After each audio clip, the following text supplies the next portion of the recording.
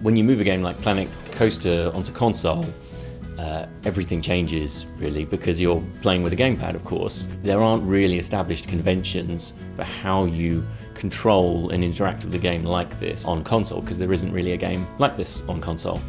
We wanted to bring the full Planet Coaster experience to our console players. So rather than looking at things that didn't fit so well on console and saying, well, we've got to remove these to make it work better, we instead went with the approach of, well, how can we change it to make it work better with the console?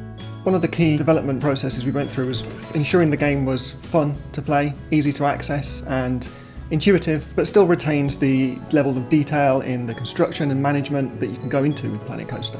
So as part of Planet Coaster console, we've added a new camera mode that allows you to build from the perspective of the track as you go around and really feel like you're kind of riding the coaster as you place piece by piece.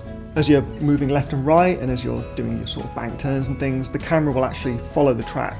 You get the experience of almost riding the roller coaster as you're building it. Camera systems for games are extensive, and there's a lot more to them than just coming up with something that sounds great in theory and implementing it. If it's slightly off, it feels completely wrong, even if it's off in a way that you can't quite pinpoint. So a lot of what we did was trial and error, changing things, testing them out, getting feedback, tweaking them to make sure that it all just felt right when you're using a console.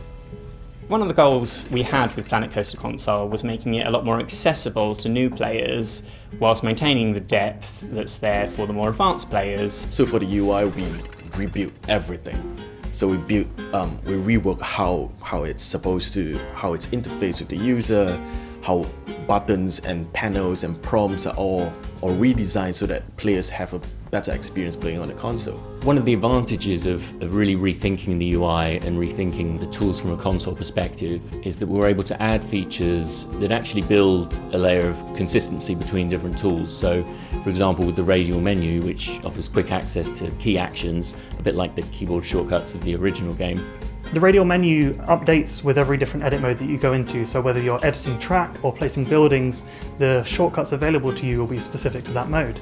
For example, if you are placing track, you might be able to access the different smoothing options to make your track as beautiful to ride for your guests as possible, whereas when you're editing scenery, it gives you quick and easy access to duplication and advanced move tools. I've been really pleased with how seamless and natural it feels when you're manipulating track pieces using the joysticks, placing track down. It's really quick and it's really easy. So one of the things we've done to help people start creating a park as quickly as possible and as easily as possible is we've introduced hundreds of new blueprints. And whether you want to play sci-fi, fantasy or fairy tale blueprints, there's something for everyone. Players who don't necessarily want to spend hours and hours creating a tiny little detailed building can just select one of these blueprints, place it down and have a really cool looking park in next to no time.